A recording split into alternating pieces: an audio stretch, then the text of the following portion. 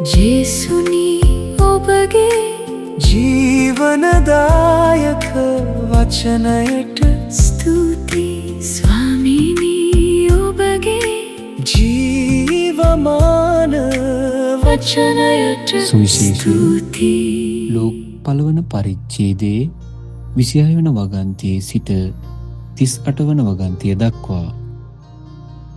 සවැනි මාස ගාබ්‍රියෙල් නම් දේවදූතයා දෙවියන් වහන්සේ විසින් ගලීලී නාසරෙත් නම් නුවර විසූ දාවිද් රජ පරපුරෙන් පැවත එන ජෝසෙප් නම් මිනිසෙකු හට විවාහ ගිවිසුම් දී සිටි කන්‍යාවක වෙත යවන ලදී.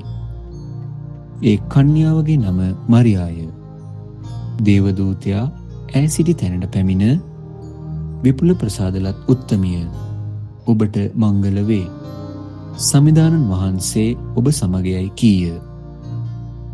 එහෙත් ඈ ඒ වදන් අසා අතිශයින් කැළඹී මේ කෙබඳු ආචාරයක් දැයි සිත සිතා සිටියාය.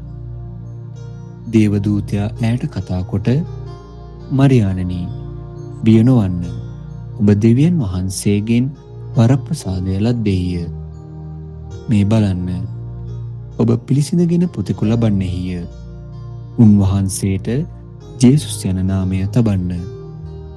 උන්වහන්සේ ශ්‍රේෂ්ඨ වනසේක. පරමෝත්තමයාණන්ගේ පුත්‍රයාණයයි කියනු ලබනසේක. උන්වහන්සේගේ පිය වූ දාවිද්ගේ සිංහාසනය දෙවිස්වාමින් වහන්සේ උන්වහන්සේට ප්‍රදානය කරනසේක. උන්වහන්සේ යාකෝබ්ගේ වංශය කෙරෙහි සදහටම රජකම් කරනසේක. උන්වහන්සේගේ රාජ්‍ය කෙලවරක් නොදක්නේයයි කීය. එවිට මරියතුමි දේවදූතයාට කතා කොට මට පුරුෂයෙකු නැති බැවින් මෙවැන්නක් කෙසේ විය හැකිදැයි ඇසුවාය.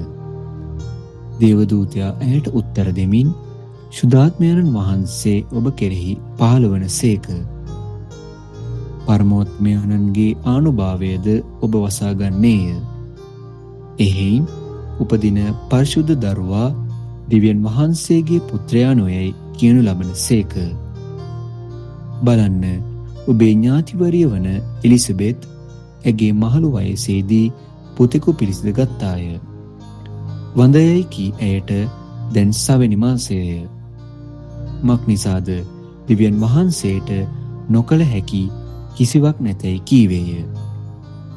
මරියතුමී කතා කරමින් බලන්න, මම සමිදානන් වහන්සේගේ දාසිය වෙමි. ඔබ පැවසූ ලෙසම මට ඉටු වේවායි කීවාය. එවිට දේවදූතයා ඈ කෙරෙන් වෙන්ව ගියේය. දේව වාක්‍ය නම් එසේය. ක්‍රිස්තුනි ඔබට ප්‍රශංසා වේවා.